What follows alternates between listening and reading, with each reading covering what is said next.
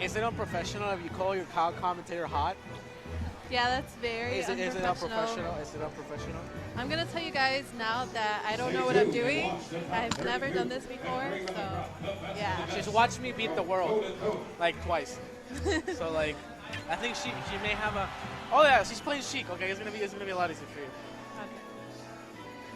Okay, guys. So, quick story time, right?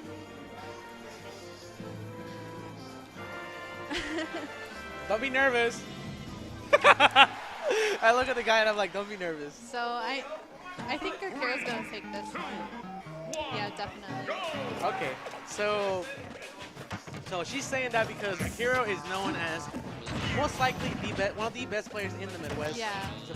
He used to be ranked first in Chicago, and then he was. And then he moved to Wisconsin, right? And then he was also ranked first there. So that was going on for a while. And also, I'm sure he has played Storm a lot to know the Yoshi matchup around. So it's one of his bread about the matchups that he just knows very well. So you can tell he knows how to play the matchup because he understands the ground spacing. He understands how to wait around at the right time. Okay. Yeah. Oh, yeah. Yeah. Well, you know how we say that? We take this.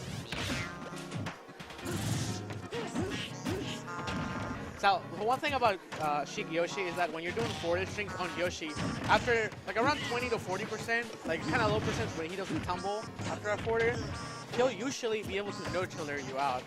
So a Sheik player that knows Yoshi's weight, you're supposed to like forward once or twice, you wait for the no-tiller, and then you get a re-grab. Oh, okay. Okay.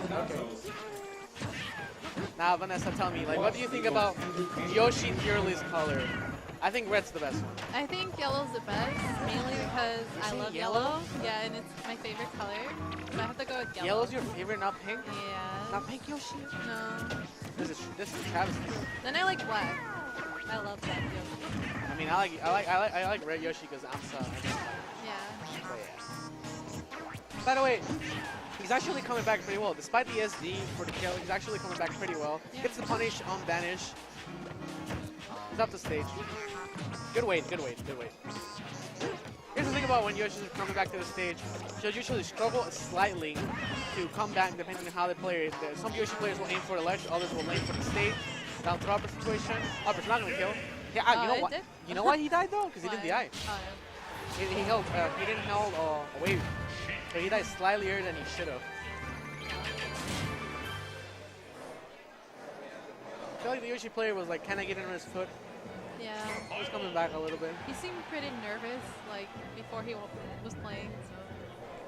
And I did the awesome move of telling him not to be nervous, which multiplies the nervousness by 100. It's like a Yu-Gi-Oh card, you play the trap card, you play another magic spell, right? And then it goes nervousness by 100. Activate. Oh my goodness. Okay, so we have FD.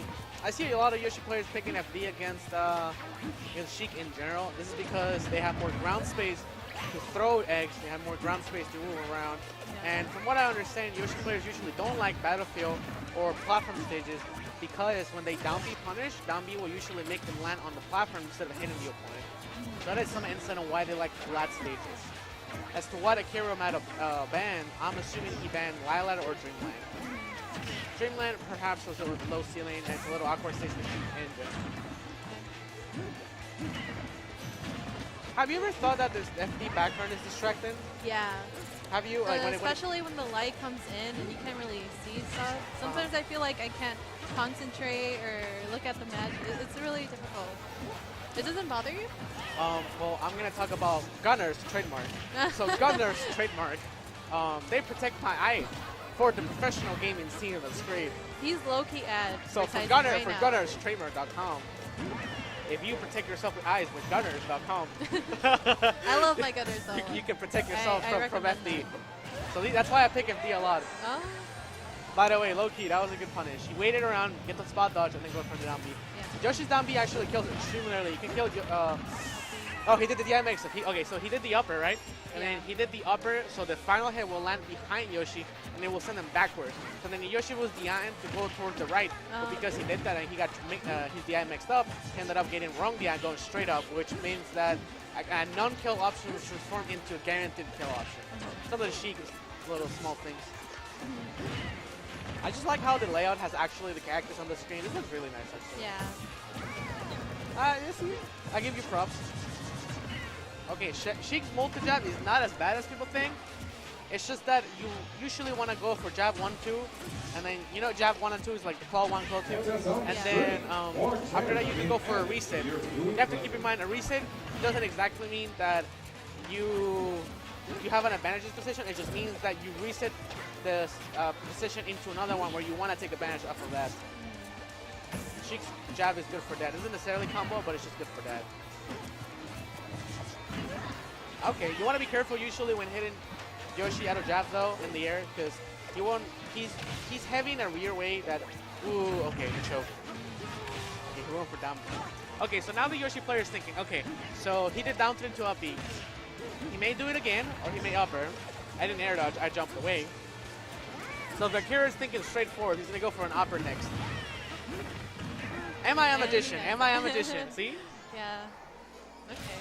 Okay. I mean, the Yoshi player was playing good. It's just that he choked a little bit. He dropped some punishes. He cornered himself too much. He wasn't getting stage control as much as he needed. Another thing that I saw him doing was the fact that every time he had the opportunity to reset a situation, every time he did a neutral air or something to come back on stage, it wasn't exactly like, you know, taking advantage of that. I think he played a little too family friendly, you know? Yeah, yeah. That's the term, too family friendly. Now come closer to my commentator. You know, you may come closer. As I don't know what I'm doing. If you call your commentator attractive, that's unprofessional. So I'm not. Yeah, that's really unprofessional. You shouldn't do that. I'm going to refrain from that, even though my right now I'm not your fiance. I'm just. Even though my commentator is extremely sensual, I am not going to say anything because that is unprofessional. I'm gonna pull you guys off then because you have to play a match. I have to play a match. All right, guys. So they're removing me from commentary.